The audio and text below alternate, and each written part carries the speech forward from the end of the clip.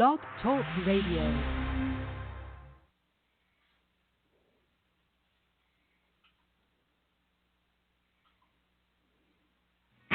Grab your cup of coffee or tea and get ready for this week's Crystal Connections radio show with your hosts, Heather Caton and Natalie Sabatini. Now your hosts of Crystal Connections radio show, Heather Caton and Natalie Sabatini.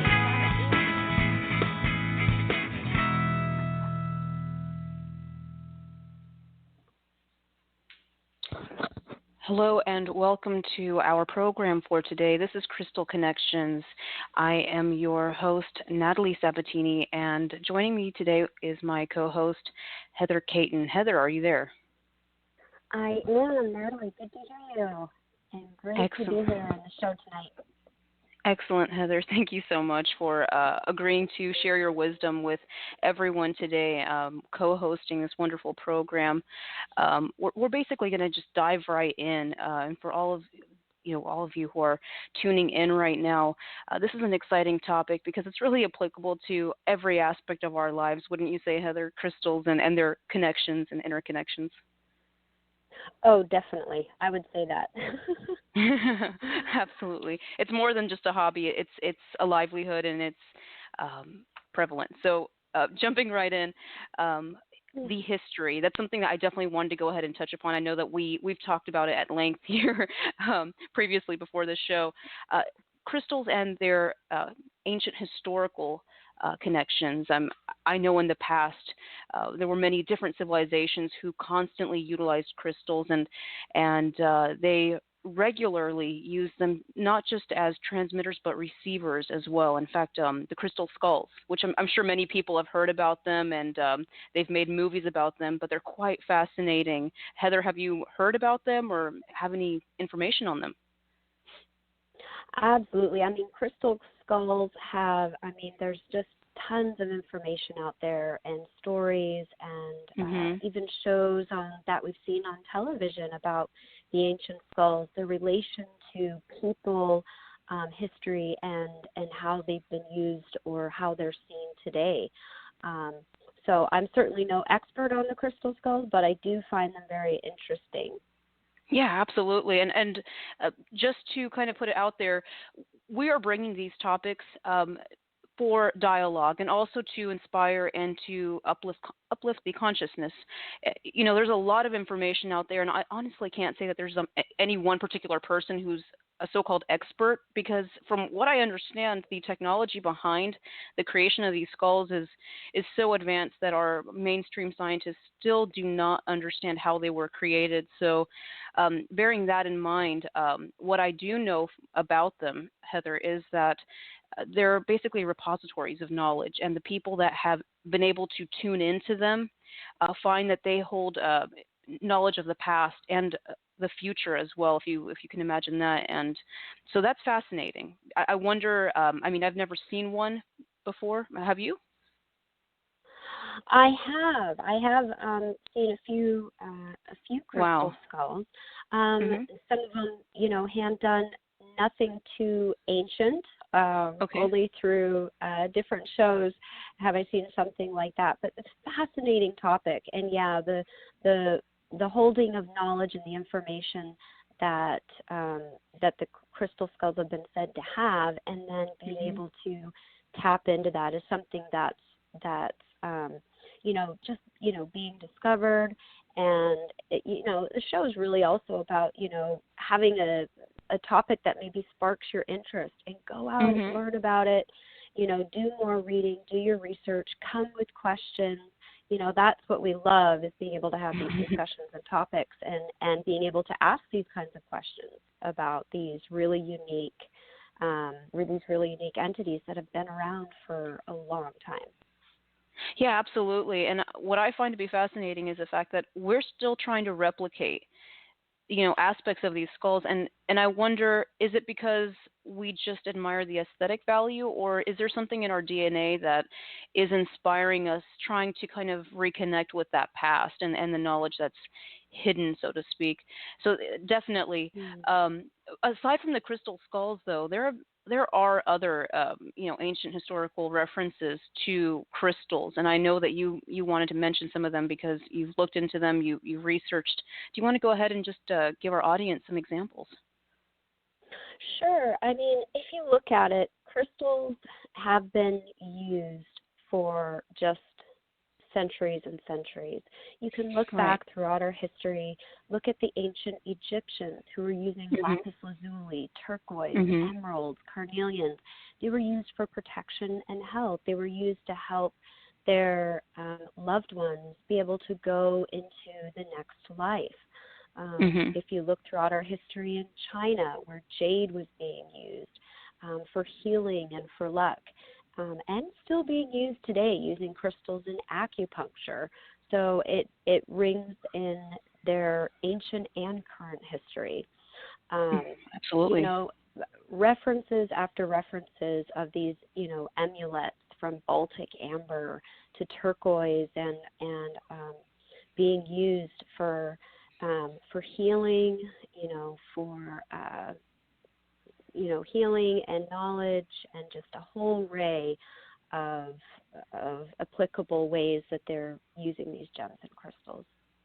Yeah, absolutely. I know that you mentioned ancient Egypt. I'm a big fan of Edgar Cayce, not just because of the the knowledge he imparted, but because a lot of it has been proven, and there's quantifiable papers showing that the information he presented on some of these crystals was quite fascinating and true. So lapis lazuli, definitely, it's been shown to uplift. I'm sure you have more information on it as well, but definitely to connect to psychic energies.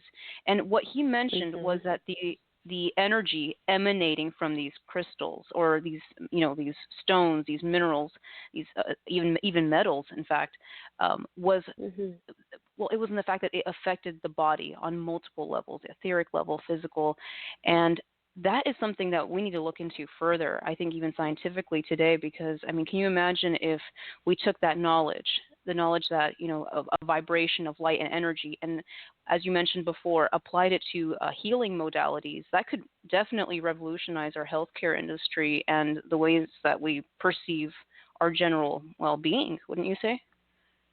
Absolutely, and it's already being done today. And, looking at Edgar Cayce, because you had mentioned him, the stone Larimar, which is called the stone of Atlantis. So now we're talking, ancient.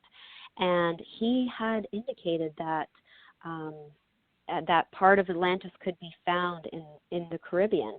And he indicated that in this area would be found this blue stone that had extraordinary healing attributes. And with the description that completely corresponds with Larimar. And there were other areas that also surrounded this Atlantis continent, the Dominican Republic and Haiti, and this stone was found. And it was named after Miguel Mendez, his daughter, her name was Larissa, and the mar, which is a Spanish word for sea, and that's how they got the word Larimar. And if you look at it, it is the color of the Caribbean, and it's only found in this one part of the world. It's absolutely beautiful stone. That's fascinating. I've seen pictures of it, but I haven't actually had a chance to interact with it. I'd actually like to have you kind of expound upon that maybe later in the show or at your convenience, just to kind of tell us how to interact with it and how to actually, it's a little abstract to say that it can heal, at least possibly for some of our listeners. If you could kind of, tell us how to get into it and heal, that would be amazing. Yeah. For sure. And, when you were talking about how can these crystals, it would be amazing in our medical field. And, it's already being done on multiple levels. And we're starting to talk about some, and we'll get more in detail about this in our future shows when we start talking about frequency and resonance, and these are scientific terms. And when you can connect them with the different gemstones and minerals, you can see, a true application with them. And they're being used today in science and our medical field. So really cool absolutely. stuff. I just personally would like to see them more on, I guess, a raw sort of level, and have a deep appreciation for, their purpose. I mean, certainly, these crystals are multifaceted, and they interact on different dimensions. But anyways, getting back to the subject of, historically different examples, once again mentioning Edgar Cayce, he had also talked about the Firestone, which was known as like the main stone, the powerhouse stone that allowed for, from what I understand, it gathered etheric energies like from the sun, from the stars, from the moon, and it was able to do amazing things, not just to heal remotely, but also to allow for great communication. So that kind of gives you insight into what the ancients were doing, and their capabilities as well. And from what I understand and what was written, this is also, the stone presently is somewhere in the Bermuda Triangle, and that's what causes the time distortion. So it'd be fascinating to look into that a little bit further. Even have some of our audience possibly provide insight if any of them have had a chance to visit the area, or if you yourself, Heather, have visited, perhaps to give some clarity on that. I'll admit it's a dream of mine to one day go and hopefully come back alive, in one piece, But anyways, what other examples? I know you've mentioned some in Sumeria as well. If you want to give us some insight. Oh, yeah. I mean, they were also ancient Sumerians using crystals. They're, again, for healing, for transmitting information. Crystals have this power to transmute, to transmit, energy, and they were using them for those. It's also been said that multiple crystals, different kinds of crystals, have been used to store information. You sort of started to get into that when you talked about the crystal skulls, and there are other hold information. So the ancient Greeks too were using crystal quartz as well. They were using amethyst, which was said at the time to help be able to reach a higher spiritual self, to help, kind of detoxify your body and mind. People in Japan were using them to try to look into the future and really just connect with the earth. So, I mean, these crystals and gemstones have been used throughout multiple cultures, worldwide, throughout history. I wouldn't consider it anything new age. A lot of times it's looked at as, new age crystals and crystal healing and the science and the metaphysical behind crystals. It's really ancient age. We're just rediscovering and waking up to it again. And that's the way that I see it. I agree with you, and I think it also has to do with your perspective on how it is that you go into it. Because if you are haphazardly just gathering as many crystals as possible and not really tending to them, that can be problematic for sure. It kind of just details, going into it just a little bit.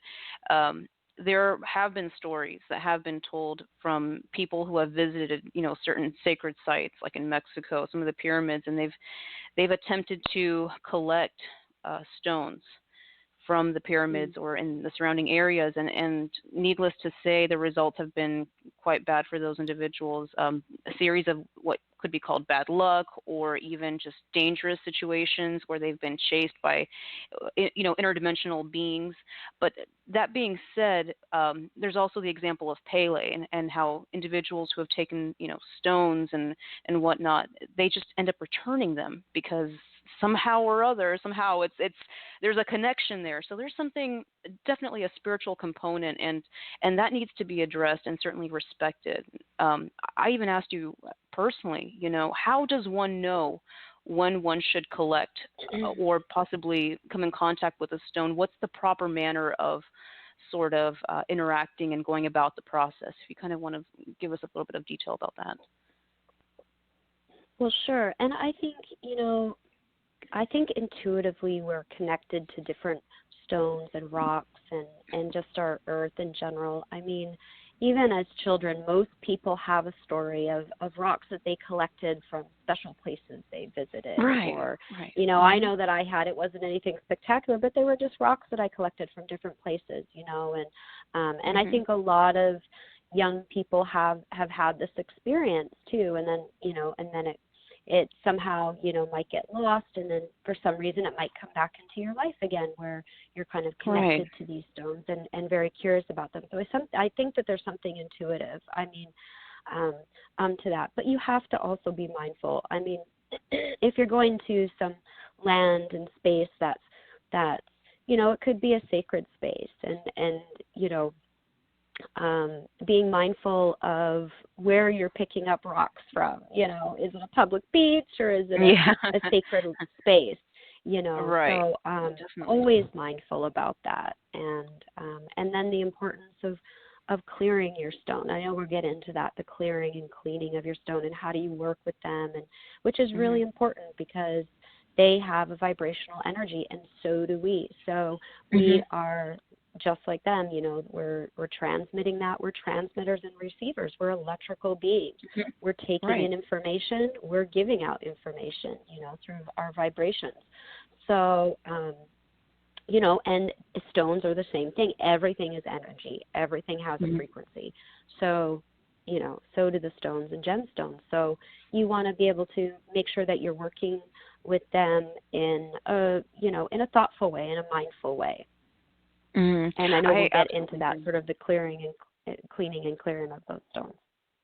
Yeah, and it's fascinating because in a way you're basically describing the language of crystals. They have their own method of directing energy, of receiving energy, but also not a protocol, but a way to interact with them, and the proper method to clear. So I love the way that you said that. It's like a language. Exactly. Absolutely. It definitely it's is. a vibrational language. But so are we, right? As people, we are. I mean, if you think about it, we are like crystals. Our DNA and our bodies we are liquid crystals. From our tissue, our cellular structure, our bones are all have that crystallized form, that piezoelectrical effect that happens. You know, both quartz and DNA emit light. You know, it's a piezoelectric charge that happens with quartz. Well, DNA has the same ability to emit light, and it's been compared to a, you know, like a weak crystal or so. But, you know, so we are crystalline structures as well. You know, it's part of our DNA, and our DNA holds what? Our information, right? It holds who we are. You know, so if you think about it, and it's in this, you know, this hexagon shape, this crystalline sort of structure, then doesn't it make sense that crystals in themselves also would have that ability? And so it's in language, it's information, it's an exchange that's happening. Yeah, absolutely. And I would definitely like to get into that further because, as you said before, we've all had, well, most people, I should say, have had some kind of experience with crystals. There's no doubt about that. And I myself remember my first crystal. It was like just a regular, you know, quartz. But I didn't really know how to interact with the quartz. I just thought it was beautiful, and I never cleared it. I don't know who owned it beforehand, but it's certainly important, and I know you'll be able to give us much insight on how to take care of it and interact with it, communicate with it. That being said, where would you like to go at this point? We can certainly, you know, give more information on some of the historical aspects of crystals, or what do you propose? Absolutely, and I hope some people are, you know, wanting to get on and chat with us, share what was your first crystal or gemstone. You know, have you had any experiences, you know, with them? We want to hear your stories and your connections, right? Because it's about all of our crystal connections here. So yeah, we've talked a little bit about the history. We've talked about how our bodies and ourselves as humans are connected to crystals as well, and we are crystalline beings as well. So talking about, you know, okay, here I am, I'm interested in crystals.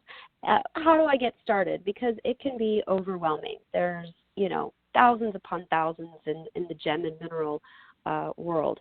So how do I get started? Which ones do I go to, and what do I do with them? Usually the two biggest questions. My first bit of information is, I always say, crystals and rocks kind of find you. You don't necessarily find them. So that goes into, picking up stones from different places. Your first experience might be going into a metaphysical shop or a rock and mineral store of some sort, and you just kind of, relax and you can, pick up the stones, and you might just see one that you're just completely attracted to. Like, I love that stone. Not sure why, but I really like it. So usually it's, saying, okay, pick me, and that's the one that you end up getting. The first thing that I do with them is, just be relaxed in yourself and just intuitively, trust your instinct of which stone that you want to choose when picking your first stones. The first thing that I like to do is put it in some sort of salt bath or leave it in the sun for a while. Just like us, when we go out in the sun, we kind of recharge ourselves, right? We radiate. We like the sun to help energize us, and rocks work the same way. They're vibrational as well. So I would give them a little bit of a salt bath. We also, as human beings, we love the ocean, right? So cleansing is good for our bodies. So the same type of thing. And that helps to just clear the energy of the stone, just make it fresh and just clear all that stuff of people that have, handled it maybe beforehand. There's kind of an underlying rule of, you don't go and just perhaps someone's crystal, because it will hold the energy of the person holding that stone. There's a vibrational exchange that happens. And so it will kind of take on the energy of the person that it belongs to.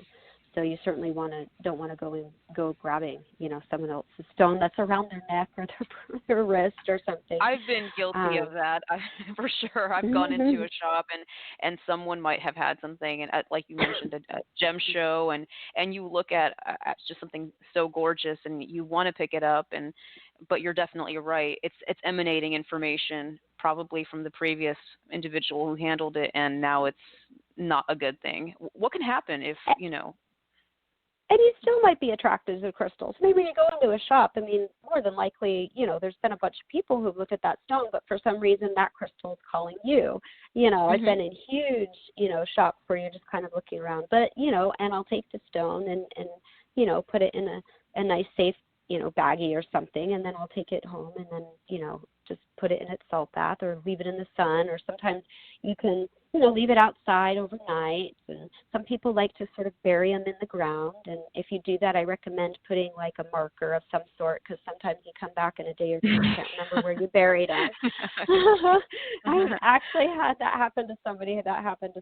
So, oh no. There's different ways, and there's a good amount of information out there in books on, multiple ways of clearing and energizing your stone.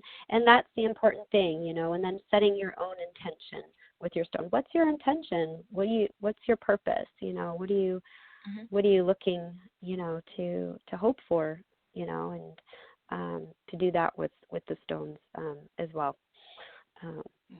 So that's where I would start. Okay. And that's excellent, especially, as a starting point, just to how to interact with them, how to handle them, care for them. I do have a question. What about lunar energy? You mentioned solar energy, the earth, and water, but what about the moon? How would that impact a stone? So in the past, I've left stones outside to kind of gather that lunar energy out of just instinct, but I don't really know the purpose for it. Absolutely. The lunar pull and the moon is linked to our emotions, right, too. So it's like the water. And we are, of course, water beings as well. So, having that lunar energy, a lot of people leave their stones, and especially under a full moon or putting it outside, is great too. It's a nice way to kind of clear the energy, set your intention, and be able to get your, rocks and stones and crystals ready to use in a way that you want to. Okay, wonderful. Okay, well, thank you for sharing. So Natalie, with that being said, so you said your first stone was like a crystal. So I know we wanted to kind of talk about our top stones that we are attracted to, or that we've had or used, or ones that we recommend to our listeners out there, that might be interested in getting started, or maybe they're experts already and just want to be reaffirmed of what they're doing, just going, oh, yeah, I totally get that. I understand. Mm-hmm. So what stones are your stones at the moment that you've been using, or that you have, or that you want to have? Right. Well, I have many that I definitely want to buy, but that being said, my faithful smoky quartz, I absolutely love it. I've had it since I was a child. I'm the type of person that needs constant grounding. I do a lot of dream work, and it just helps to kind of, bring me back, kind of settle me in. Any kind of negative emotion, any kind of content like that, it's just a really balancing, relaxing, kind of calming stone. I guess because of that grounding aspect as well. But there's just something about the quality of it, the aesthetic quality of it, the feeling. I've always been drawn to it, and that's my first one. My secondary one that I honestly would recommend would be lapis lazuli for the psychic connection, the connection to the throat chakra and above. Just being an overall healing, kind of heart-centered stone. Just the blue. There's something, once again, kind of drawing me to it. There are a couple of others that I definitely enjoy. Should I give you my rest, or do you want to go back and forth? We could go back and forth. Yeah, I love the lapis lazuli. I mean, it's a very healing stone. Of course, it's that beautiful blue. Has flakes of gold within the stone. You do have to be careful if you're going out seeking it. A lot of these stones are being man-made. So you have to really go out with some radar. You have to do your research before you go out and buy stones. You're going to know pretty quickly if your stones are real or not real. There's a lot of stones you want to be careful in salt water. If they're really porous, if they're really soft stones, you do want to be careful. Usually if it's a hard stone and, for some reason your water turns blue when putting it in salt water, it's probably not a real lapis lazuli. So you do have to be careful with that. But it is a beautiful, beautiful stone, and they can be a little bit on the pricey side. So yes, definitely. One, that's an you might know point that you. Yeah, definitely. I mean, the goal is to eventually have something closer to maybe a necklace. From what I understand, carrying it close to one's chest is the most ideal because of the energies that it emanates. But that being said, you're definitely right about the man-made, treated or untreated aspects to these stones. It's quite unfortunate, but you're right, and that might be why some people might consider this to be more of a new age kind of hoax, but it's definitely real. When you have a true stone, as you said, you know the difference. You can feel the energy, and that's important. Definitely don't settle for a fake. Well, I've been duped more than one time in my history. There's no doubt about it. With that comes a lot of learning. Yeah. So, but my first one, and when I'm first giving out stones, whether to my students, and we're talking about gemology, or whether I'm doing sort of a class on stones from the science to the metaphysical, is the crystal quartz. The crystal quartz is like, it's the basic, it's the roots of all roots. And like I was saying earlier, we are electromagnetic receivers and transmitters. Ourselves, our bodies are. And crystals also, they transmit sound waves, they transmit light waves. I mean, they're being used in medical science for all sorts of things, even in our lasers, we're using crystals. So they're natural amplifiers, right? And they're natural timekeepers. They're used because they hold information. And they're being used in our computers and your cell phones. You're not swiping your credit card, at all if you don't have that, that crystal in there. So they're utilized in our everyday technology and everyday life.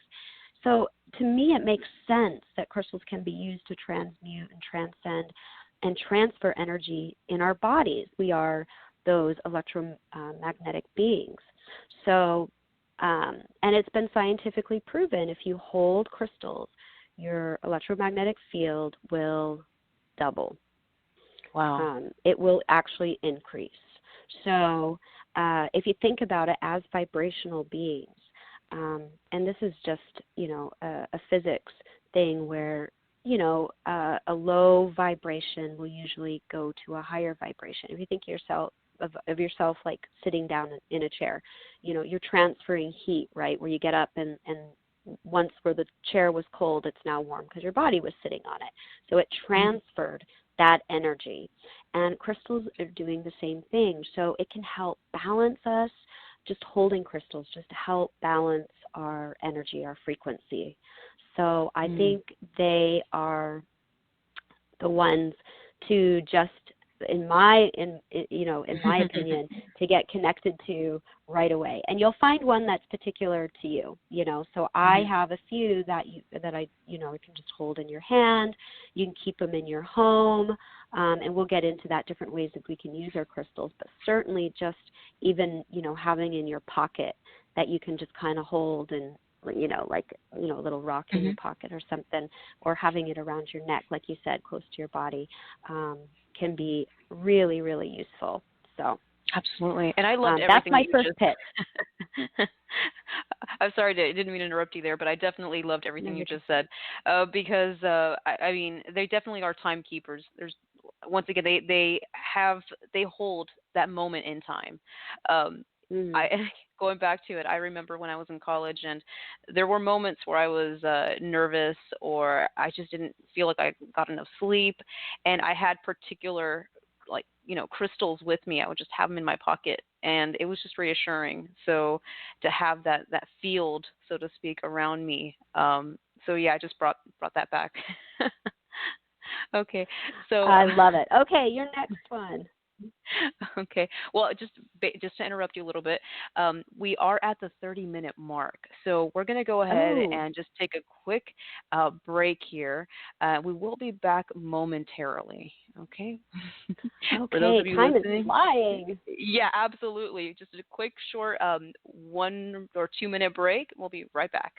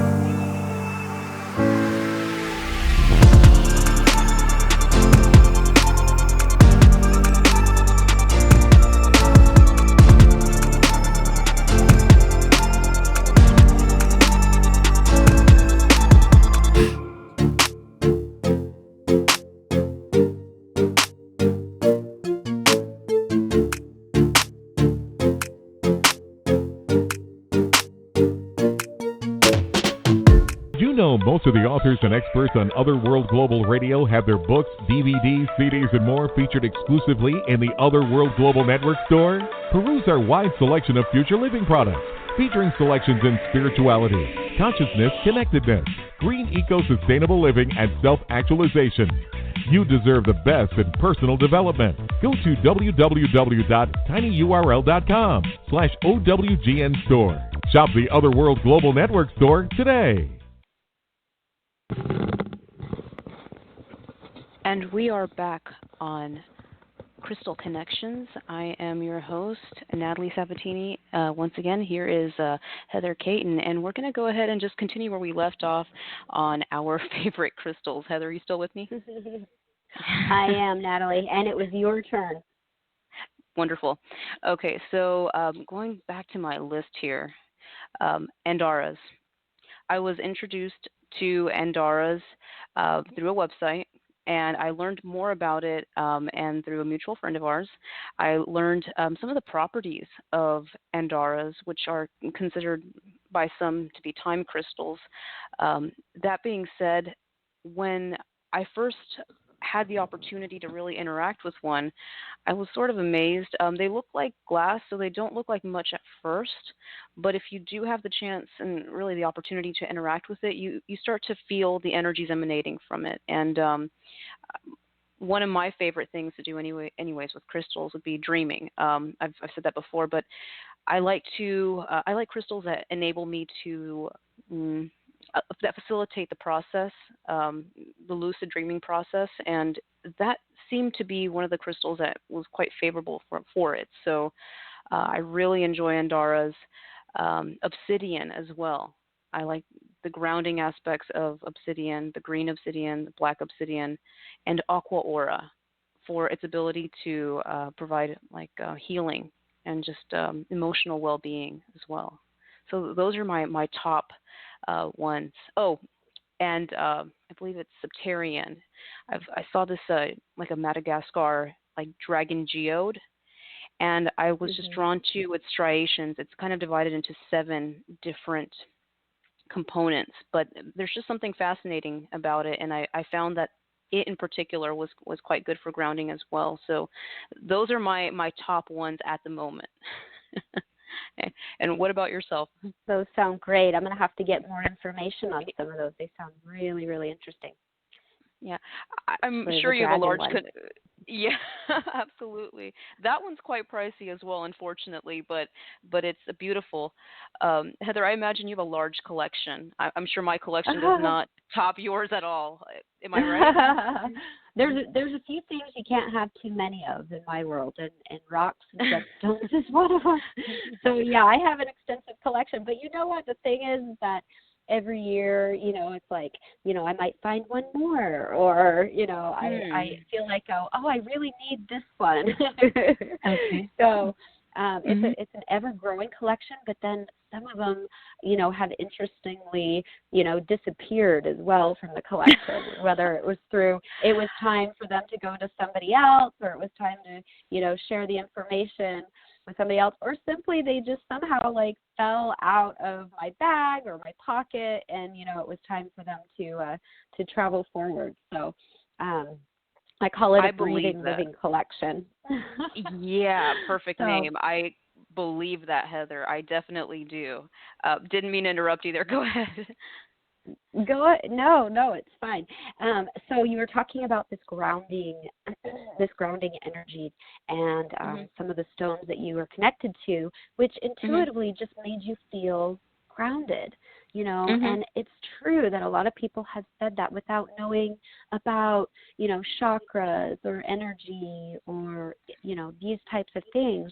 They'll say that maybe they feel that way when they hold a particular stone or have it in their vicinity. And I personally love the black tourmaline. Anything that's in brown, blacks, red kind of stones are really grounding. They're protective stones, and they're linked to that root chakra, which is that place of security. It's a place of safety. It's a place of grounding. So a lot of people like these stones. They're protection stones, and travelers for centuries have used these stones, as protection, the hematite. In ancient times, soldiers actually rubbed their body with hematite because they thought that it would actually protect them in battle. So, and so these ideas and thoughts behind the stones and what they intuitively make us feel, or what we have read about them or intend them to do, has been across the board with all walks of life and just all people in general. So black tourmaline for grounding, stone just kind of is what it does. I make that sound because it kind of just pulls me to that ground. Interesting. So a lot of people, those nights where you have those, sleepless nights, and the next day you feel a little bit disconnected, or you feel a little bit spacey, or, whatever. And on those nights, I always have a grounding stone like tiger eye or black tourmaline, kind of help me feel grounded to the earth and connected in this plane. So that is crystal quartz, and then a black tourmaline, definitely in my top 5. The next one is rose quartz. Rose beautiful. quartz it's a beautiful pink stone. It's absolutely linked to love and forgiveness, unconditional love of others and of ourselves. It's really a forgiving stone. There's such a positive energy and just an energy of self-love for, like I said, to ourselves and to others as well. It helps restore emotional balance, release stress, help to raise, self-esteem. So that's a really great stone that I feel like everyone, no matter who you are, either needs one in their life, or has needed one in their life, or will need one in their life. And I keep a huge one. I have a good size one. It takes 2 hands to lift, and I keep it in front of my home. So I keep it right in front of the door because, I want that positive energy and that heart connection always surrounding my home. So that's another thing we'll get into, is how do we use these stones, in our home, in our place, and that kind of thing. So the rose quartz, absolutely a must-have in my book. Right. And it's important you mentioned that placement. Placement is definitely key with some of these stones. I've even heard of people burying some of them for certain purposes, not just to, restore the energy, but there's very specific purposes with some of these stones. So, sorry, back to you.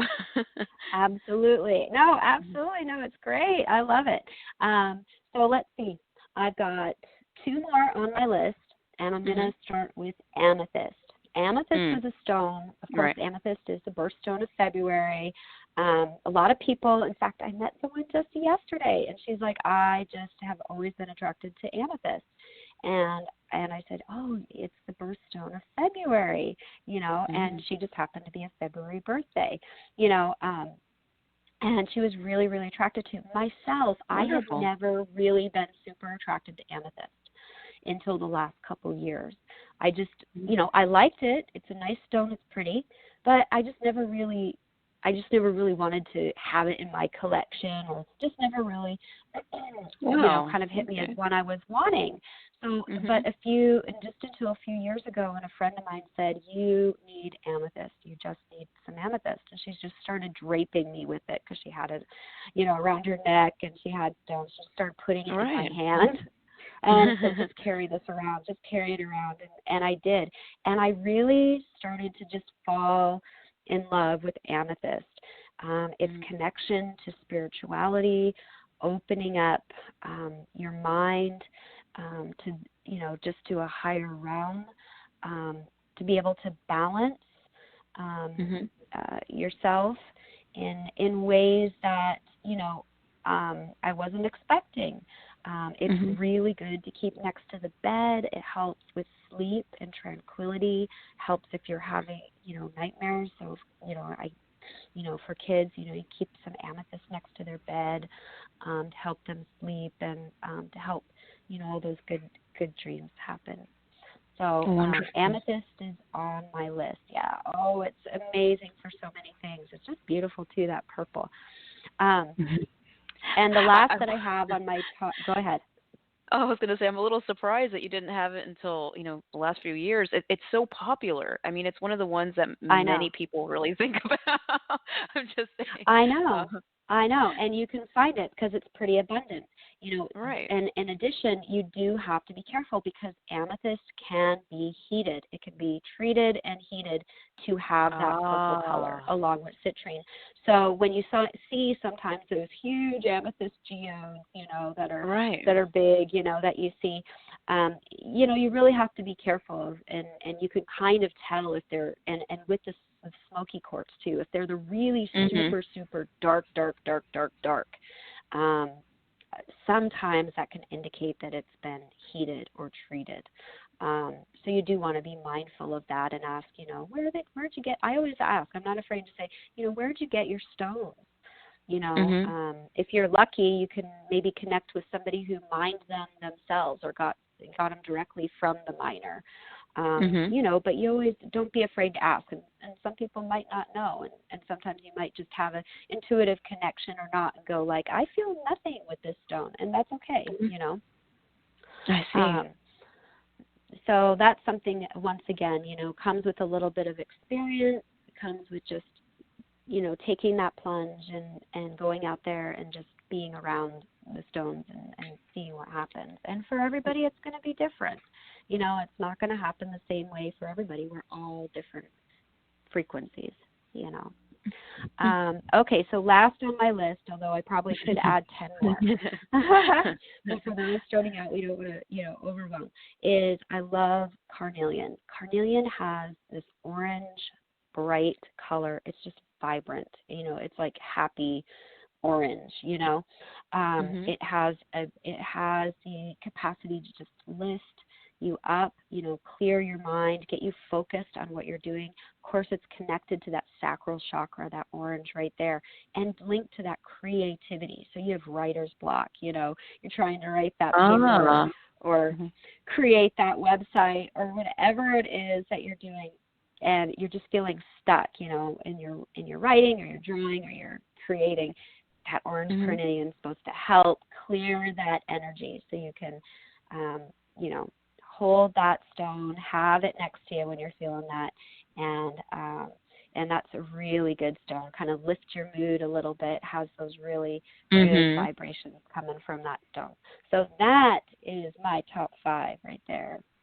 I go crystal quartz, black tourmaline, rose quartz, amethyst, and carnelian. I have to throw one in there that I don't know why I didn't mention it, but I definitely love emeralds. Emeralds in general.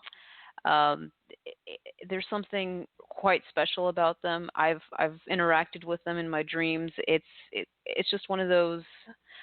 I don't really know how to put it, but if you think about it historically, there's also the emerald tablets, and that kind of gives you insight into sort of the sacredness and the uses of emerald and the importance of it. So I'm hoping to get into that on a future episode, but definitely that one for sure.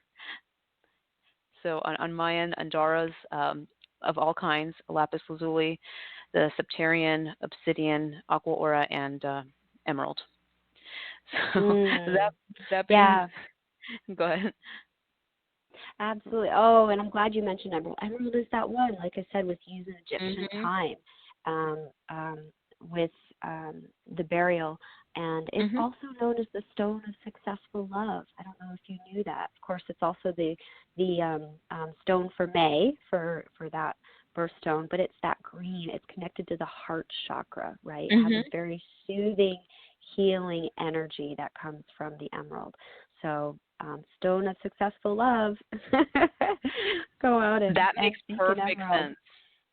Makes perfect sense. I actually, long story short, this it actually was recommended to me in my dream for that purpose, believe it or not. So I did not know that, but now I understand. That sounds like a story. So cool. Yeah, we'll have to get all more into that on some of the ways that they have been used, or other people sharing their stories or experiences. about that.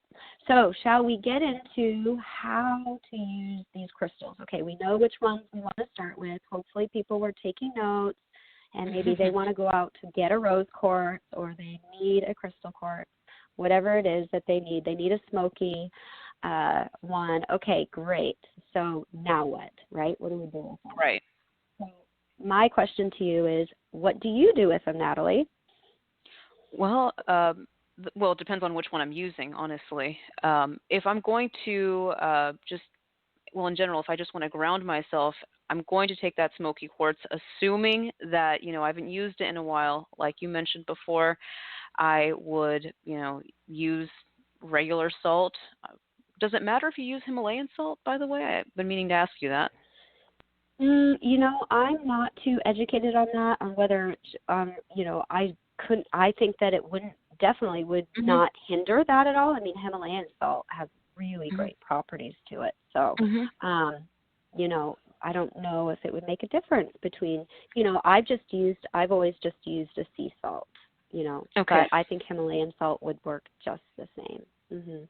Wonderful. And I usually like to charge mine after cleaning, I like to charge them with solar and lunar energies. It just depends, maybe a few days even. And I'll sleep with it. I'll work with it. Sometimes I meditate. I hold them and I just kind of meditate. And I usually center them in the areas where I feel like I need more work. So like on my chest, on my forehead, or above, I'll hold on to them. Like I said, it just really depends on what I'm using them for in that particular day. Yeah, that's great. Yeah, and a lot of people use them in that same way. Like, obviously you could have them on as jewelry and a bracelet or a necklace, or even earrings. If you can imagine the vibrational energy happening between your ears and your head, so you can do it. Use them in that light. You can have just regular stones, the rough stones or the tumbled stones that you can use. And like we mentioned, having them in your pocket. You can put them underneath your pillow. You can hold them in your hand or place them in different areas of your body. So that's another way that you can use them. I like to use them throughout my home. As part of the feng shui and the energy flow within my home. Right, so I would use crystal quartz or amethyst, or, even putting stones.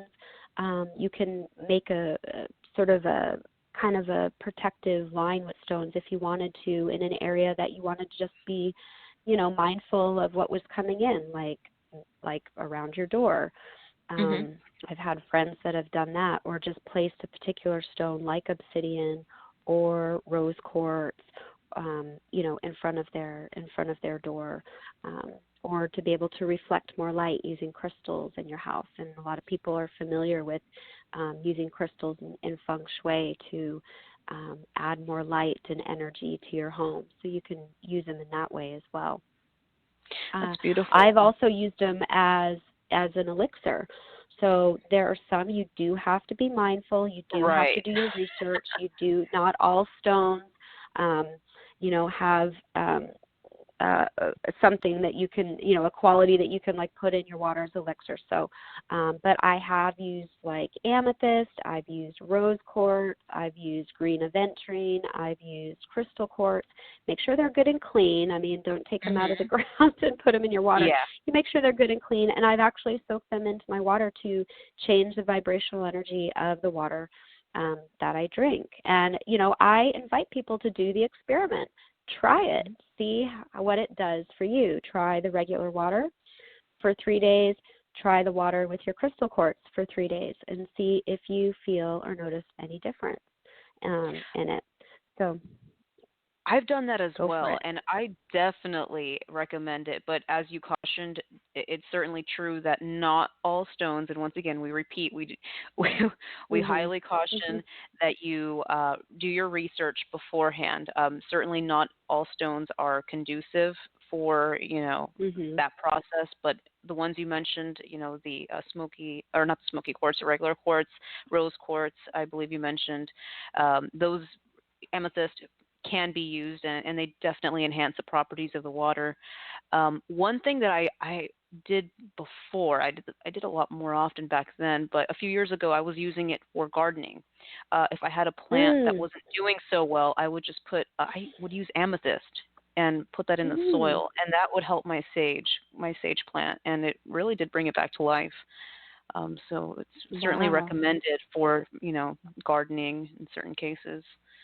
And you can experiment. Absolutely. I've heard of that too, moss agate, using it in your garden. And experimenting. It's kind of like the old, one of the old sayings, where they're using, music and different water with plants, to see how they're reacting and grow. Well, the crystals are also interacting with them and can help, add or bring more life to it. So it's kind of neat to play around with that and try different stones that you might intuitively feel, might be right for that. But I love that idea.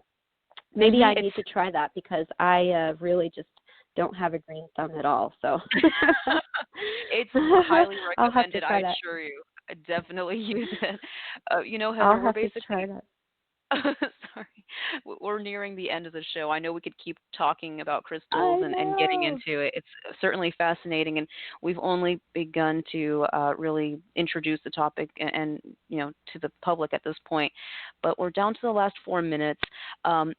Just out of curiosity, do you know where one can find the best crystals? Where can we go? Where would you recommend? Well, a lot of people locally can go to their local rock and gem shop or metaphysical shop. Like, look it up online, rocks and gems, near me, and see what you find. A lot of different areas will have these shops around, and some of them are, in little nooks that you don't even know, are right in your neighborhood. So you can do that. The other thing is you do want to be careful online. You can be deceived. You really want to go to a really credible place with, good history. Give them a call, learn more about them. Do your research and do your homework, okay? Because we've all been like, oh, that looks really big and really gorgeous, and then you get it in the mail and it's like the size of your pinky, or you put it in salt and it turns white. And so, I would, it's no fun when that happens. So really do your homework and research. And in addition to that, research any gem and mineral shows around you. I mean, certainly here in Arizona, we have the Tucson Gem and Mineral Show, where people come from around the world. And usually the show is sort of focused on a mineral in particular, and they'll bring specimens from all over and showcase that. But then you'll get vendors and miners and all sorts of people, jewelry makers, who'll bring in, all different gems and rocks and crystals. And it's just really interesting and fun to go to and explore, but a great resource if you're looking to kind of just get a few for your collection if you're just starting out. So that's my recommendation. I am just so looking forward to our future shows. I can't wait.